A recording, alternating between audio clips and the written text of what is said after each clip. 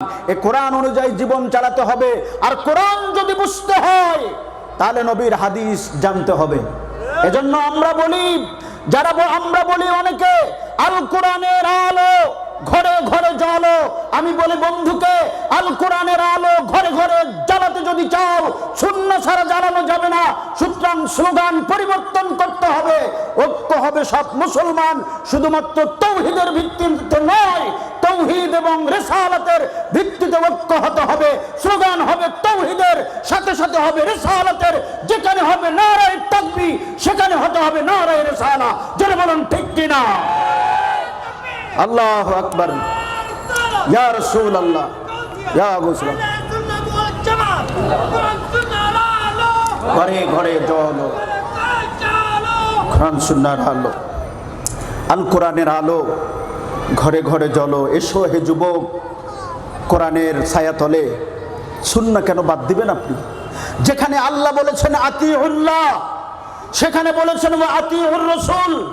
যেখানে বলেছেন আমিনু বিল্লাহ, সাথে সাথে বলেছেন ওয়া রাসূলিহি।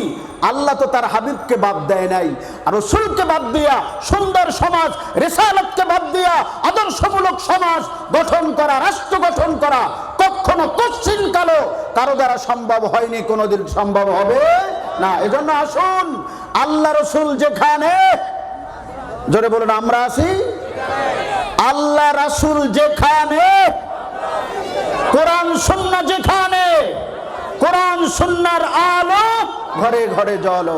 ভাই আমার, আমি মূল আলোচনায় যাব। আল্লাহ রাব্বুল আলামিন কোরআনুল কারীমে নামাজের কথা অসংখ্যবার বলেছেন, 82 বার বলেছেন, ঠিক কিনা বলেন? এই 82 বার নামাজের কথা বলেছেন। আমার ভাইরা, কোরআন ছাড়া অন্য কিছু মানি না আর মানবো না, এই কথা বলিয়েন না।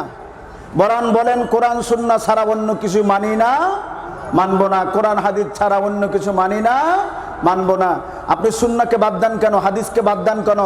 আল কোরআনের আলো ঘরে ঘরে জ্বলো। এই কোরআনের আলো জ্বালাতে হলে আমার নবীর আলো লাগবে, ঠিক কিনা বলেন? কোরআনের আলো জ্বালাতে হলে আমার রাসূলের সুন্নাহ লাগবে।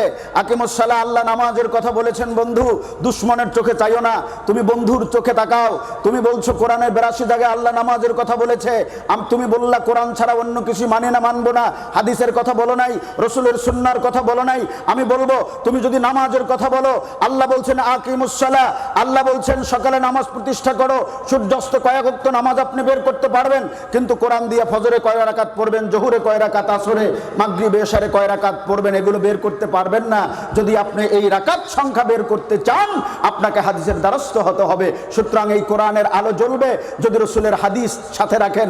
রাসূলের হাদিস বাদ দিয়া কোরআনের আলো জ্বালানো সম্ভব নয়। সুতরাং আমাদের স্লোগান হবে একটা, আমাদের ঐক্য হবে একটার ভিত্তিতে। শুধু তাওহীদের ভিত্তিতে ঐক্য হলে এটা ঐক্য নয়, ঐক্য হতে হবে তাওহীদ এবং রিসালাতের ভিত্তিতে। যারা তাওহীদ মানে, আল্লাহকে মানে, রাসূলকে মানে না, তাদের সাথে ঐক্য হতে পারে না। বরং ঐক্য হবে একটাই, সেটা হলো রাসূলকে মানবে যারা, আল্লাহকে মানবে যারা। আমাদের মধ্যে কোনো ভেদাভেদ, কোরআন এবং সুন্নাহ, তাওহীদ এবং রিসালাত। আল্লাহ কবুল করুন, আরো জোরে বলুন কবুল করুন আল্লাহ আমাদের, আমিন। আমার বন্ধুরা, আমার ভাইরা, তো বললাম আল্লাহ বলছেন লিতিবিয়ানিন লিকুল্লি শাই। বান্দা, আমি সব কিছুর বর্ণনা এ কোরআনে দিয়ে দিয়েছি, আমার বন্ধুর মাধ্যমে বুঝিয়ে দিয়ে।